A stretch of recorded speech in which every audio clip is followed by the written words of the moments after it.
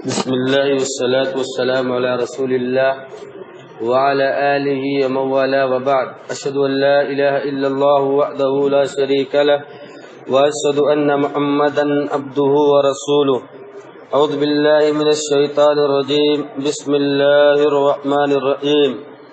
قال الملأ الذين استكبروا من قومه لنخرجنك يا شعيب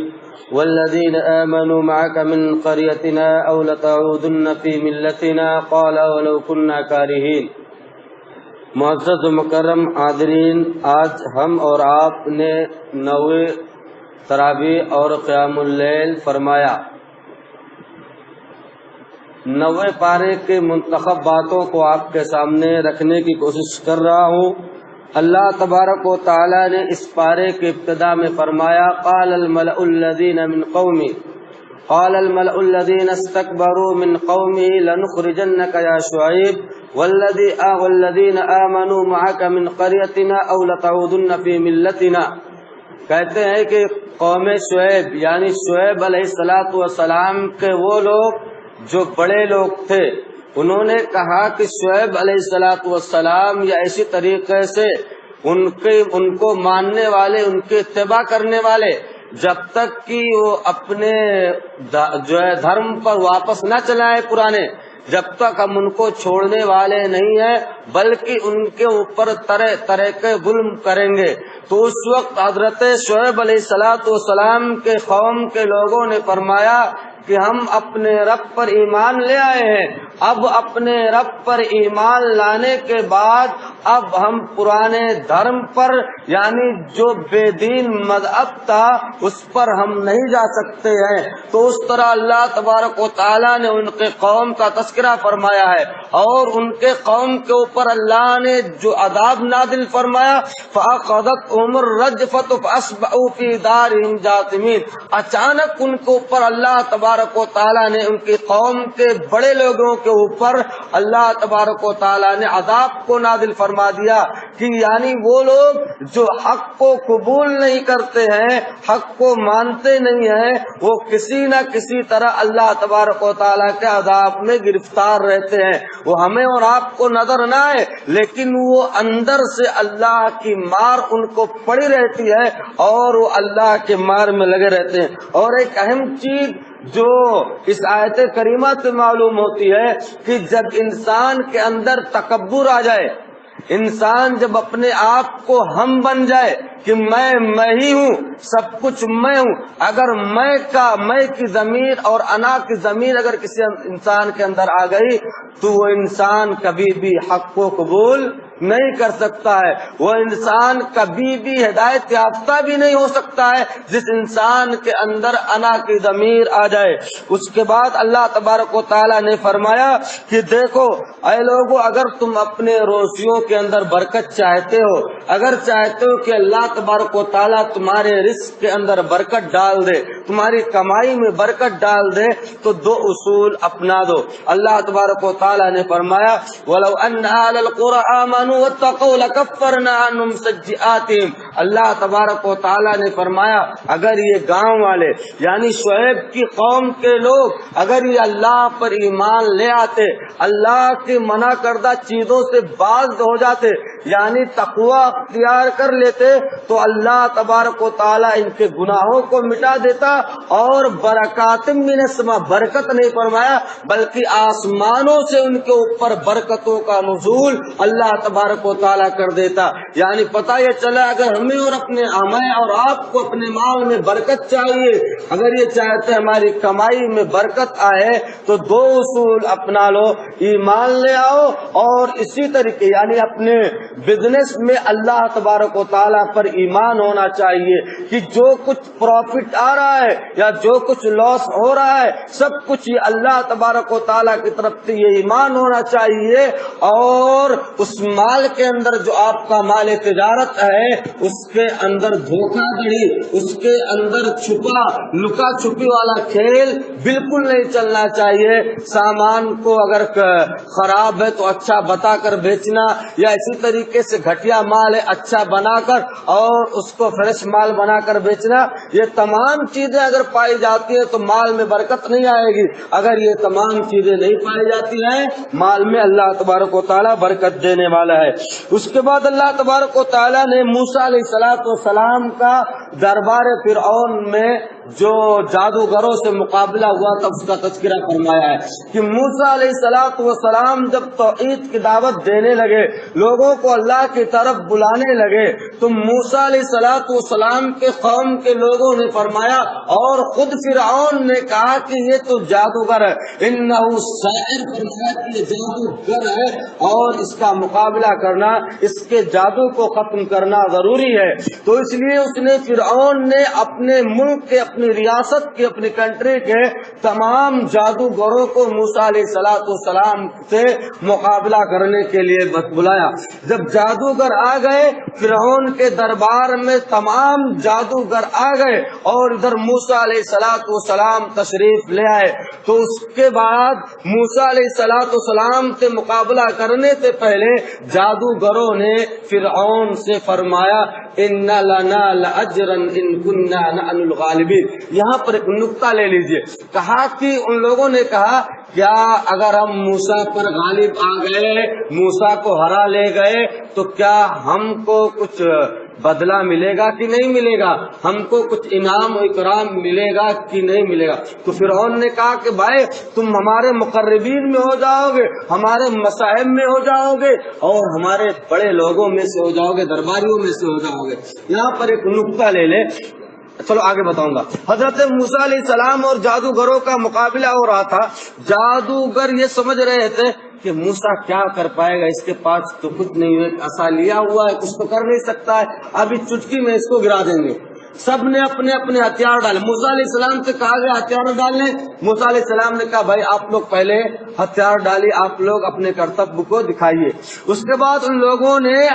کیا کیا، اپنے جادو کے ذریعے سے ان لوگوں نے سانپ نکالا اور سانپ بنایا، جو سانپ بڑے بڑے اژدہے تھے، اور اسی طرح اگر انسان کو پھونک مار دے تو انسان مر جائے، اتنا زہریلا قسم کے وہ سانپ موسیٰ علیہ السلام کے سامنے پورے میدان میں دوڑ رہے تھے۔ اللہ کے نبی حضرت موسیٰ علیہ السلام گھبرا گئے۔ اللہ تبارک و تعالیٰ نے فرمایا موسیٰ گھبراؤ نہیں، ایک کام کرو، تم کو کچھ کرنا نہیں ہے، اپنی عصا جو اپنی چھڑی جو ہے زمین پر پھینک دو۔ موسیٰ علیہ السلام نے اللہ کے حکم سے اپنے عصا، اپنی چھڑی کو زمین میں پھینک دیا۔ اب وہ چھڑی اور عصا دیکھتے ہی دیکھتے ایک اژدہے کی صورت اپنا لیا، اور سانپ کی صورت اپنانے کے بعد جتنے بڑے بڑے سانپ تھے سب کو وہ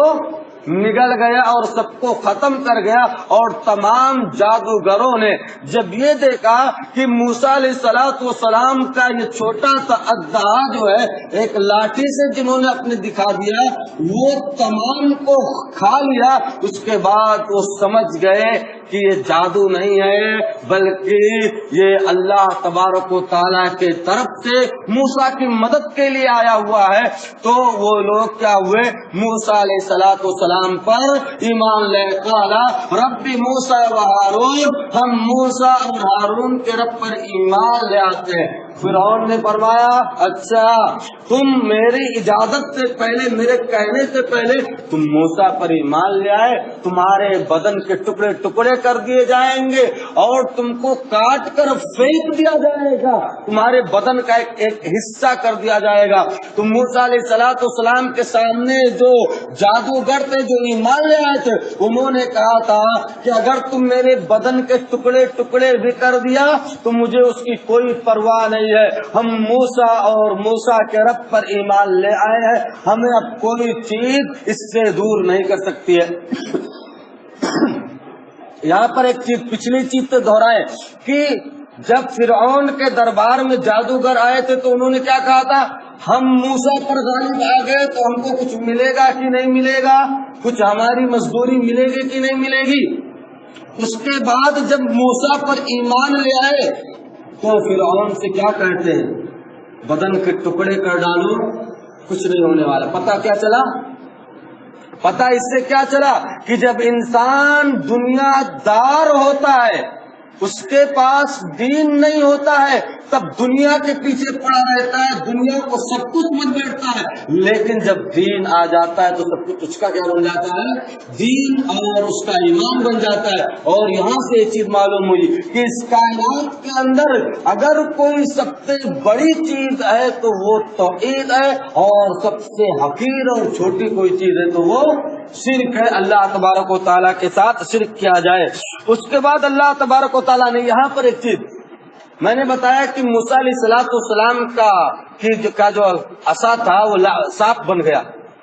सांप बन गया जाहिरी तौर पर, हकीकत में सांप बना नहीं था। क्यों? अल्लाह तबारक व तआला ने फरमाया युखज्जलु इलैहिम मिन सिहरिहिम, उनके जो है जादू की वजह से, उनके जादू की बुनियाद पर क्या हुआ था, उन्हें ख्याल आने लगा था कि ये सांप बन गया है। हालांकि वो सांप नहीं बना था, लाठी अपनी असली सूरत में थी, बल्कि वो अल्लाह तबारक व तआला की तरफ से उनको खत्म कर रही थी। हकीकत में सांप नहीं बना था, बल्कि लोगों को ये मालूम चल रहा था। लोग, जादू में क्या होता है, नजरबंदी होती है कि नहीं होती है? आदमी बैठा रहता है, वो समझता है कुछ, रहता है कुछ। वो आदमी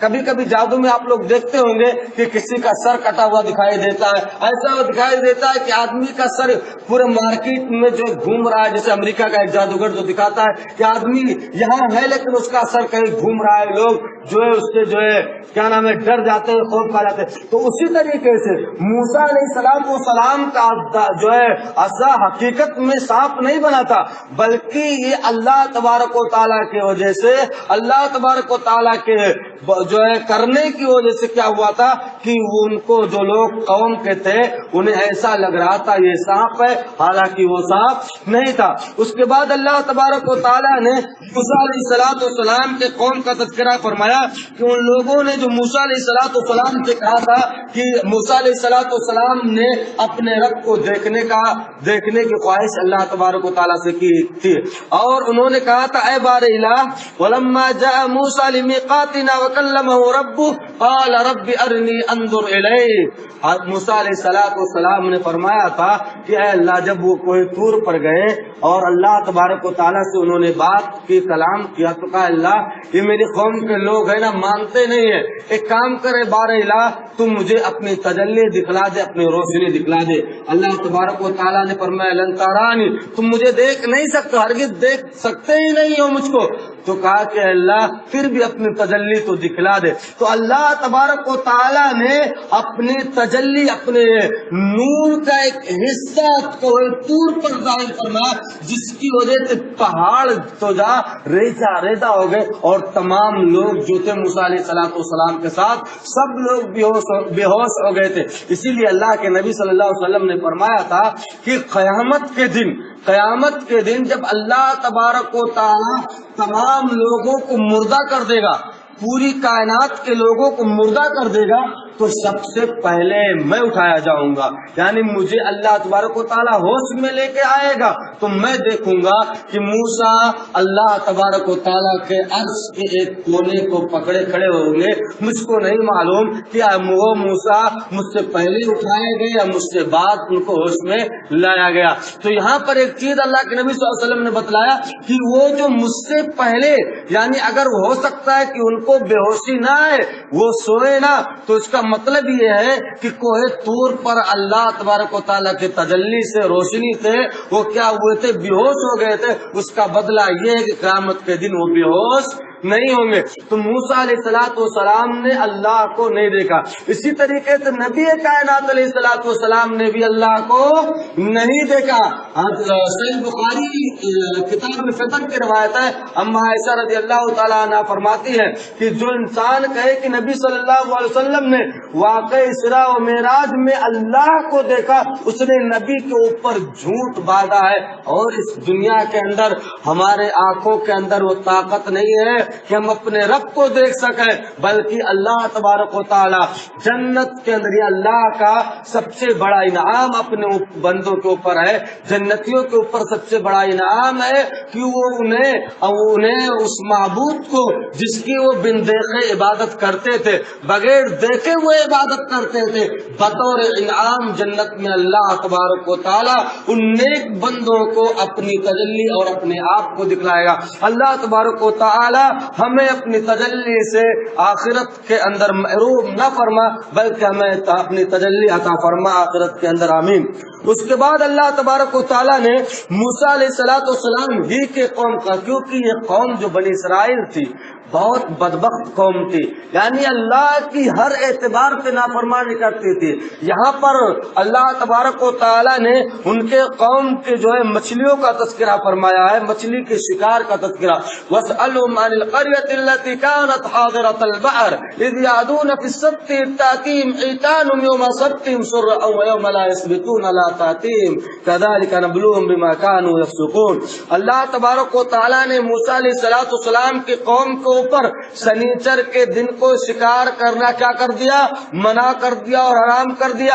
اب اس قوم کے اندر ہیلا کرنے والے لوگ تھے، اور اس قوم کے لوگ اللہ کے حکم کی نافرمانی کرتے ہوئے وہ سنیچر کو شکار نہیں کرتے تھے، بلکہ جمعہ کے دن شام میں چلے جاتے تھے اور کیا کرتے تھے؟ جال لگا کے یا ایسی اور جو کوئی چیز ہوتی ہے مچھلی پکڑنے کی جو چیزیں ہوتی ہیں، اور ہمارے یہاں بولتے ہیں چھٹکا لگانا، یا اسی طریقے سے اور جو چیزیں ہوتی ہیں جس کو کوئی دوا آتی ہے جس کے ذریعے سے کیا ہوتی ہے کہ مچھلی سونگ کے وہاں پر آ کے جمع ہو جاتی ہے، اور مچھلیوں کے اندر جب وہ بو پہنچتی ہے تو وہ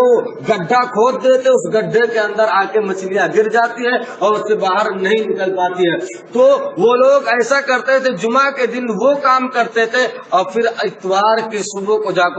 کے مچھلی نکال لاتے تھے اور کہتے تھے ہم نے کہاں شکار کیا ہے بھائی، ہم نے کہاں شکار کیا۔ اور یہ اللہ تبارک و تعالیٰ کا جو کرنا ایسا تھا کہ سنیچر کے دن ہی سب سے زیادہ مچھلیاں آتی تھی اور دوسرے دنوں پر کم آتی تھی، تو ان لوگوں نے ہیلا اپنا کر یہ کام کیا، اور اس سے جو ہے اللہ تبارک و تعالیٰ نے پھر ان کے اوپر عذاب کی صورت میں بہت ساری چیزوں کو نازل فرمایا۔ اس کے بعد اللہ تبارک و تعالیٰ نے عہد الست کا تذکرہ کیا گیا۔ عہد الست کا مطلب کیا ہے کہ آدم علیہ السلام کو جب اللہ نے پیدا فرمایا تھا جنت کے اندر، اس کے بعد ان کی ذریت کو ان کے پیٹ کے ذریعے سے اللہ تبارک و تعالیٰ نے پیدا فرمایا۔ اب سب سے یہ وعدہ لیا تھا کہ بھائی تم لوگ دنیا میں جانے کے بعد میری ہی عبادت کرو گے، میرے ساتھ شریک نہیں کرو گے، تو اس کے بعد جو ہے اس کا وعدہ دیا تھا اللہ نے، تو لوگوں نے کہا اللہ ہم گواہی دیتے ہیں کہ ہم دنیا میں جانے کے بعد تیرے علاوہ کسی کو اپنا معبود حقیقی نہیں سمجھیں گے اور تیرے ساتھ شرک نہیں کریں گے۔ تو اس کے بعد یہ چیز کا تذکرہ کیا ہے کہ اللہ تبارک و تعالیٰ نے اس وعدے کی تجدید کے لیے انبیاء کرام کو بھیجتا رہا، اور انبیاء کے بعد علماء حق کو علماء سو نہیں، علماء بدعت نہیں، علماء جہالت نہیں، بلکہ علماء حق کتاب و سنت کی پیروی کرنے والے لوگوں کے ذریعے اللہ تبارک و تعالیٰ اس کلمے کی تجدید کراتا رہتا ہے، لوگوں کو بتلاتا رہتا ہے، اور اس کی ضرورت ہے بتلانے کی کیوں؟ اس لیے کہ انسان دنیاوی مثال کے ذریعے انسان سمجھ سکتا ہے کہ ایک انسان جب پیدا ہوتا ہے اس کے پیدا ہوتے وقت اس کو نہیں معلوم رہتا ہے، پیدا ہونے کے بعد جب بڑا ہو جاتا ہے تو اس کو یہ پتہ نہیں چلتا کہ بھائی میں اپنی ماں کے پیٹ میں تھا کہ نہیں تھا۔ لوگ بتاتے ہیں کہ تو اپنی ماں کے پیٹ میں تھا، اتنے دن تک تھا، تب اسے پتہ چلتا ہے۔ اسی طرح انسان نے اپنے رب سے وعدہ کیا، ہو سکتا ہے کہ بشری تقاضے کے تحت تو بھول جائے، تو اسے دنیا کے اندر یہ بتایا جائے کہ اللہ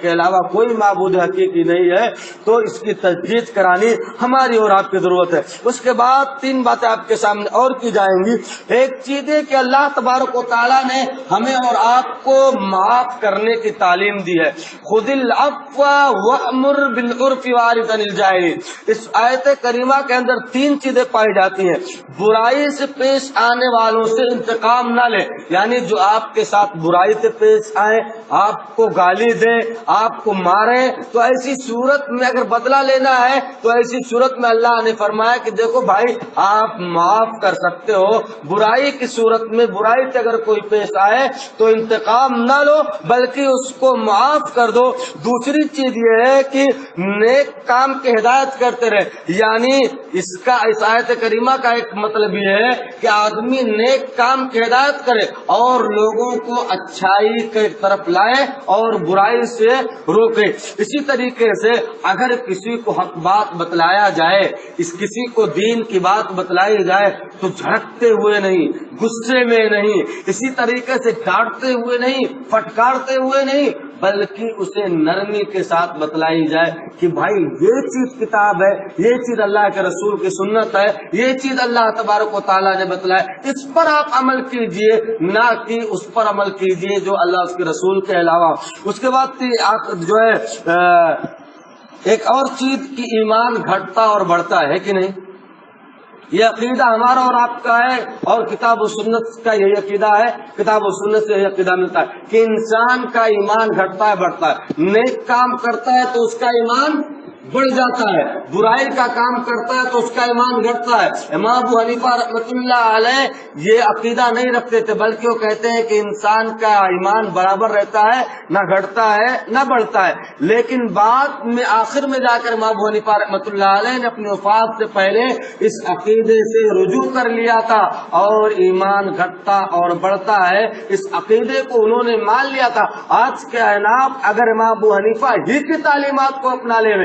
آج کے احناف اگر امام ابو حنیفہ ہی کی تعلیمات کو اپنا لے تو اللہ کی قسم کہتا ہوں ان سے بڑا اہل حدیث دنیا کے اندر کوئی ہوگا ہی نہیں، کیونکہ امام ابو حنیفہ رحمۃ اللہ علیہ خود کٹر اور پکے اور سچے اہل حدیث امام تھے۔ انہوں نے کہا اذا صح الحدیث فهو مذهبی، جب صحیح حدیث آ جائے وہی میرا مذہب ہے۔ میرے مرنے کے بعد 40 سال کے بعد اگر کوئی بات میری ایسی ملتی ہے کہ میں نے کہا ہے جو کتاب و سنت سے ٹکرا رہی ہے تو تم میری بات کو دیوار پر مار دینا اور اللہ اس کے رسول کی بات کو لے لینا، صحابہ کی بات کو لے لینا۔ تو امام کہاں اس آج کے احناف کے عقیدوں کی دعوت دے سکتا ہے، بلکہ ان کے عقیدوں کو اگر امام ابو حنیفہ ہوتے ہیں تو ان سے برات کا اعلان کر لیتے، ان سے توبہ کر لیتے امام ابو حنیفہ رحمۃ اللہ علیہ کہ بھائی میں تمہارا امام نہیں ہوں۔ اس کے بعد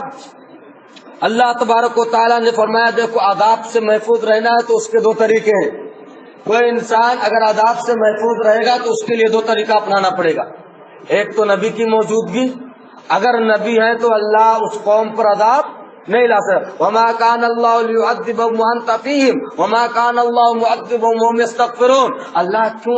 عذاب نازل فرمائے گا، کیوں عذاب دے گا جس میں آپ ہے، اور یہ قوم کے لوگ جب تک اللہ سے استغفار کرتے رہیں گے اللہ تبارک و تعالیٰ انہیں عذاب نہیں دے گا۔ یعنی اگر اللہ کا عذاب نہیں چاہتے ہم اور آپ، تمہارے اوپر ذمہ داری ہے کہ ہم اور آپ کیا کریں کہ اللہ سے استغفار کرتے رہے، اپنے گناہوں کی معافی مانگتے رہے۔ آخری چیز یہ ہے کہ